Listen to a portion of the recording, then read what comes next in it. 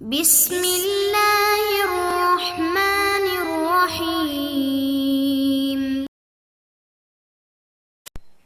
السلام علیکم عزیز طلبہ کرام، امید ہے کہ آپ تمام احباب اللہ تعالیٰ کے فضل و کرم سے خیر و عافیت سے ہوں گے۔ آج سبق نمبر 117 ہے۔ کتاب الاقرار چل رہی ہے اور اس کے کچھ متفرق احکام کے اوپر ہم بات کر رہے ہیں، جس کا آج حصہ دوم ہے۔ تو سبق نمبر 117، اس میں آج ہم بات کریں گے دین مقید کا اقرار، کہ دین کا اقرار تو کرے گا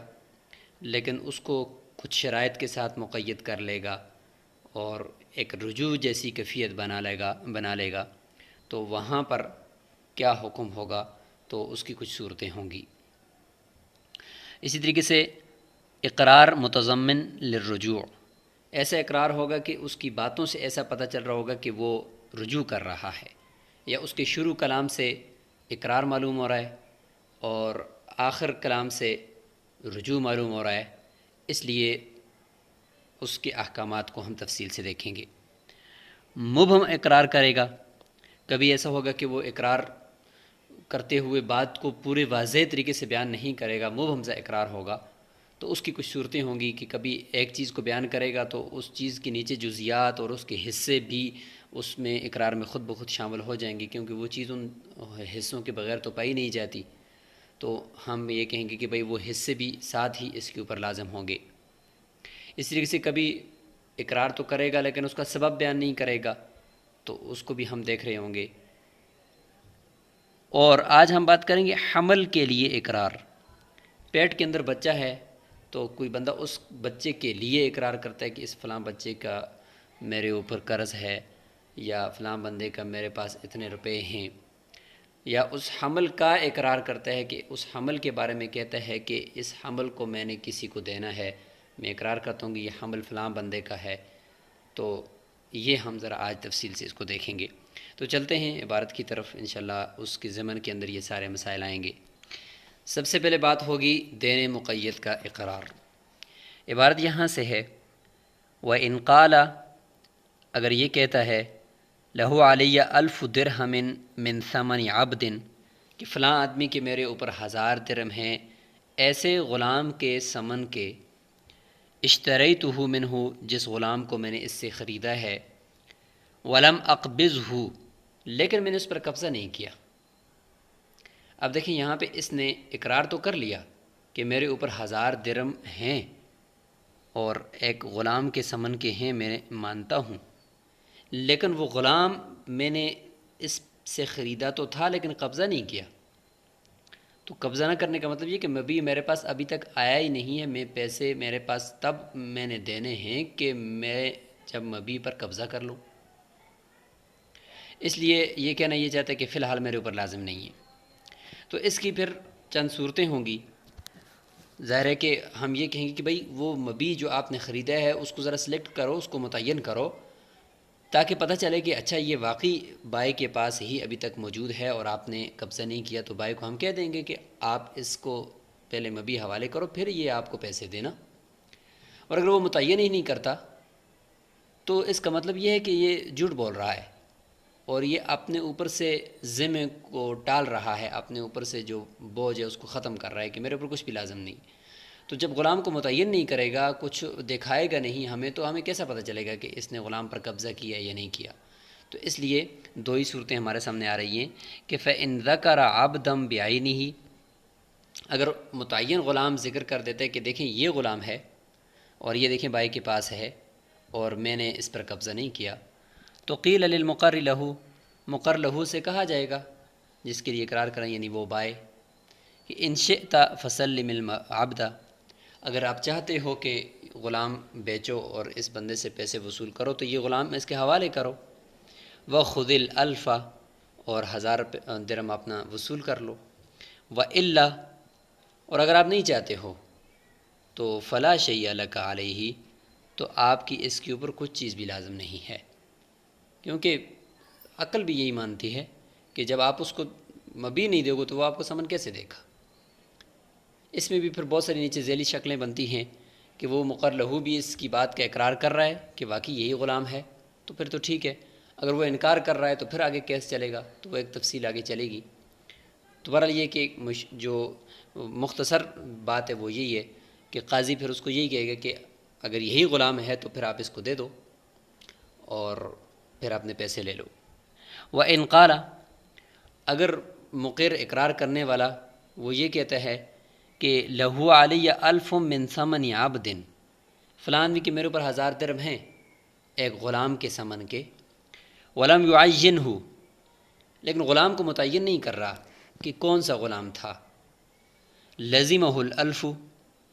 تو اس میں فرمایا کہ اس کے اوپر 1000 درہم لازم ہو جائے گا، کیونکہ غیر متعین ہے نا، یہ صرف اپنے آپ کو بچا رہا ہے، یہ کہتا ہے کہ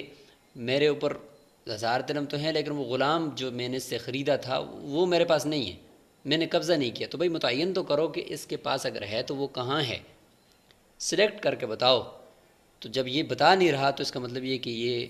تھوڑا گڑبڑ کر رہا ہے، لہٰذا شریعت میں اس کے اوپر 1000 درہم لازم ہو گیا اقرار کی وجہ سے۔ فی قول ابی حنیفہ رحمہ اللہ، امام ابو حنیفہ رحمہ اللہ کے نزدیک اس کے اوپر یہ لازم ہو جائیں گے اور یہی راجح قول ہے۔ آگے ایسا اقرار کر رہا ہے کہ جس سے رجوع ثابت ہو رہا ہے، یعنی اقرار تو کر رہا ہے لیکن ساتھ ساتھ ضمن میں یہ کہہ رہا ہے کہ میرے اوپر یہ دینا لازم نہیں ہے۔ دیکھیں کیا صورت بنتی ہے اس کی۔ وَلَوْ قَالَ، کہتا ہے عَلَيَّ أَلْفُ دِرْهَمٍ مِّن ثَمَنِ خَمْرٍ أَوْ خِنزِيرٍ، فلاں آدمی کہ میرے اوپر 1000 درہم لازم ہیں، لیکن یہ بھی کہتا ہے ساتھ ساتھ کہ شراب کے ثمن کے ہیں یا خنزیر کے ثمن کے ہیں، اس نے میرے اوپر خنزیر بیچا ہے یا اس نے میرے اوپر خمر بیچی ہے، شراب بیچی ہے اور اس کے میرے اوپر لازم ہے۔ مطلب یہ کہ میں مسلمان ہوں، ٹھیک ہے، اس نے میرے اوپر شراب اور خنزیر بیچا اور اس کے پیسے ہیں، تو ظاہر ہے کہ مسلمان نہ شراب کو بیچ سکتا ہے نہ خرید سکتا ہے، لہٰذا یہ بے حفاظت تھی تو میرے اوپر کچھ لازم نہیں ہے، مطلب اس کے کہنے کا یہ ہے۔ تو یہاں تک تو بات علیہ الف درہم تک جو بات تھی، اس سے تو پتہ چلتا ہے کہ اس کے اوپر 1000 درہم ہیں، اقرار ہو گیا۔ لیکن آگے جو اس نے کہا ہے کہ من ثمن خمر او خنزیر، کہ میرے اوپر وہ شراب اور خنزیر کے ثمن کے ہیں، تو اس سے رجوع ثابت ہو رہا ہے، لہٰذا امام صاحب فرماتے ہیں کہ لزمہ الالف، 1000 درہم اس پر لازم ہو جائے گا اس اقرار کی وجہ سے۔ اور یہ جو رجوع کر رہا ہے اس رجوع کی طرف توجہ نہیں دیں گے، ولم یقبل تفسیرہ، اس کی یہ تفسیر قبول نہیں کی جائے گی، کیونکہ یہ پہلے سے کلیئر ہے کہ مسلمان یہ والا عقد کرتا ہی نہیں ہے، تو ہم یہ کہیں گے کہ اس نے یہ عقد کیا ہی نہیں ہے، اب یہ جھوٹ بول رہا ہے۔ وَإِنْ قَالَ، اگر کہتا ہے لہو علیہ الف من ثمن متاع، فلاں آدمی کہ میرے اوپر 1000 درہم ہیں لیکن کسی ایسے سامان کے بدلے میں ہیں جو میں نے اس سے خریدا ہے، لیکن وہی ضیوف، لیکن وہ جو درہم میرے اوپر لازم ہے نا وہ جید نہیں ہے، وہ ردی ہے۔ اب یاد رکھیں یہاں تک جو اس کا جملہ تھا، اس جملے سے تو پتہ چلا کہ اس کے اوپر 1000 درہم لازم ہے، سامان اس نے خریدا ہے اور آلریڈی اس کے اوپر یہ چیز لازم ہے، لیکن وہی ضیوف سے یہ سمجھ میں آ رہی ہے کہ اس نے جید درہموں کا نہیں خریدا، ردی درہموں کا خریدا ہے۔ تو یہ والا جو وہی ضیوف ہے اس سے رجوع ثابت ہو رہا ہے کہ پچھلے پورے کلام سے رجوع کر رہا ہے یہ، تو ظاہر ہے کہ اقرار سے رجوع پھر یہ جائز نہیں ہوتا، اقرار سے رجوع تو جائز نہیں ہوتا، اس لیے۔ اور دوسری بات یہ کہ مقر لہو انکار کر رہا ہے، فقال المقر لہو، مقر لہو کہتا ہے جیات نہیں، بلکہ درہم جو تھے وہ جید درہم تھے، ردی نہیں تھے۔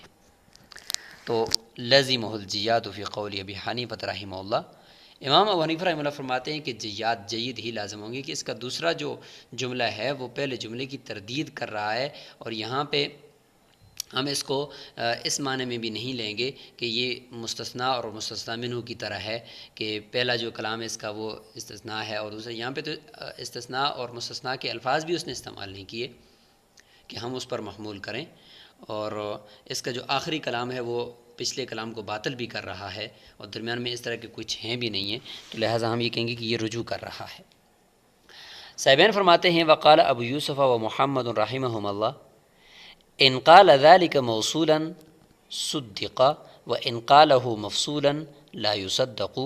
اگر جوڑ کر متصل اس نے یہ دونوں جملے بولے ہیں وہی ضیوف کو جوڑ کر بولا ہے تو تصدیق کر لی جائے گی اور یہ کہیں گے کہ یہ مستثنیٰ کا استعمال اس نے کیا ہے اور یہ درست ہے اس کا یہ استثناء کرنا، اور ردی ہی لازم ہوں گے۔ اور اگر جوڑ کر نہیں بولا بلکہ وہی ضیوفن کو الگ کر کے بولا ہے، یا اوپر من ثمن خمر او خنزیر کو الگ کر کے بولا ہے، تو پھر یہ نہیں لازم ہوگا اس کے اوپر، یہ یعنی اس کا یہ جو اقرار ہے یہ اقرار اس پہ لازم ہو جائے گا، اور یہ اس کا یہ جو استثناء ہے یہ جائز نہیں ہوگا۔ لیکن امام صاحب کا قول اس میں راجح ہے، اور اس کو یہ کہنے کا حق نہیں ہے کہ وہ ردی ہیں یا خنزیر یا خمر کے ہیں، لہٰذا اس کے اوپر پورے 1000 درہم لازم ہو جائیں گے۔ آگے ومن اقر لغیرہ بخاتم سے ایک مبہم اقرار وہ کر رہا ہے، مبہم اقرار کر رہا ہے جس میں ایک چیز کے بارے میں وہ اقرار تو کر رہا ہے لیکن اس چیز کی جو جزیات ہیں یا اس کے جو ٹکڑے ہیں یا حصے ہیں جن سے وہ مل کر وہ چیز بنتی ہے اس کا وہ ذکر نہیں کرتا۔ تو ظاہر ہے کہ ایک ایسی چیز کا اقرار کر رہا ہے کہ جس کے حصے ہیں تو وہ چیز ان حصوں کے بغیر تو پائی نہیں جاتی، یہ بڑی مشکل سے کہیں آپ کو وہ چیز ان حصوں کے بغیر ملے گی، ورنہ وہ انہی کے ساتھ ہی ہوتی ہے ہمیشہ ہمیشہ کے لیے۔ تو لہٰذا جب اس نے اس چیز کا نام جب لے لیا ہے تو اس چیز کی جو جزیات ہیں یا وہ چیز جن چیزوں پر ڈیپینڈ کرتی ہے وہ ساری کی ساری خود اس کے اوپر لازم ہو جائیں گی، وہ ساری کی ساری اس کو دینی پڑیں گی۔ جیسے کہ ومن اقر لغیرہ بخاتم، انگوٹھی کا اقرار کسی کے لیے کیا کہ فلاں آدمی کی انگوٹھی میرے پاس ہے، تو انگوٹھی کسے کہتے ہیں؟ انگوٹھی وہ حلقہ جو انگلی کے ارد گرد گھومتا ہے وہ بھی، اور اوپر جو اس کا نگینہ ہے وہ دونوں مل کر، یا اس کا جو پتھر ہے وہ نگینہ اور وہ پتھر مل کر ہی انگوٹھی کہلاتی ہے، لہذا دونوں لازم ہوں گے۔ یہ نہیں کہیں گے صرف حلقہ ہی ہے میرے پاس نگینہ نہیں ہے، نہیں، دونوں دینے پڑیں گے۔ فَلَهُ الْحَلَقَةُ وَالْفَصُّ، لہذا وہ حلقہ اور نگینہ دونوں اس کے اوپر لازم ہوں گے۔ اسی طریقے سے اگر وہ یہ کہتا ہے کہ وَإِنْ أَقَرَّ لَهُ بِسَيْفٍ، اگر کوئی اقرار کرتا ہے کہ فلاں آدمی کہ میرے پاس تلوار ہے، تو تلوار جو ہوتی ہے وہ آگے اس کا جو لوہا ہے جس کو پھل کہا جاتا ہے اس کے بغیر تو تلوار ہوتی نہیں ہے، پیچھے دستہ بھی ہوتا ہے، پھر جب تلوار جس پاکٹ سائز کا ایک ہوتا ہے، ایک اس کا اوپر کور جس کو ہم نیام کہتے ہیں، تو وہ نیام کے بغیر بھی نہیں ہوتی، لہذا وہ بھی ضروری ہے اس کے لیے۔ اور پھر اس نیام کو ایک چمڑے کا پٹا ہوتا ہے جس کے ذریعے سے آپ کندھے کے ساتھ لٹکاتے ہیں، یا یہ ہے کہ دیوار کے ساتھ تلوار کو لٹکاتے ہیں، تو وہ پٹا جس کو پڑتالا کہا جاتا ہے وہ بھی ضروری ہے۔ تو یہ ساری چیزیں پھر اس تلوار کے اندر آئیں گی اور یہ ساری کی ساری چیزیں اس کو دینی پڑیں گی۔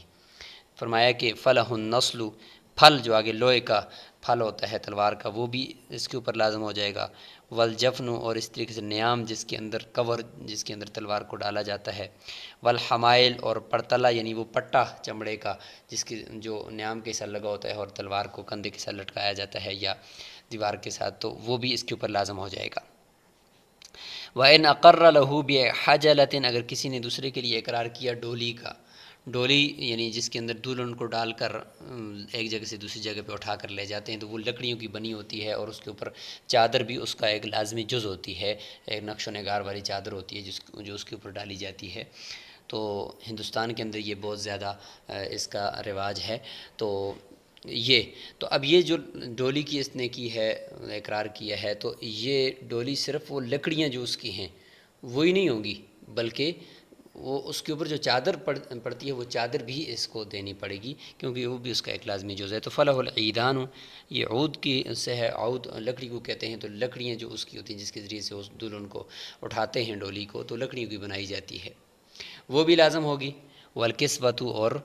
وہ جو اس کے اوپر کپڑے ڈالے جاتے ہیں وہ کپڑے بھی لازم ہوں گے۔ وَإِنْ قَالَ، اور اگر کہتا ہے، یہاں پہ آگے جی اقرار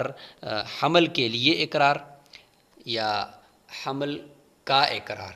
یاد رکھیں جب کہے گا للحملی، اس کا مطلب ہے کہ اس حمل کے لیے اپنے اوپر کچھ چیز لازم کر رہا ہے کہ اس حمل کے میرے اوپر اتنے پیسے لازم ہیں،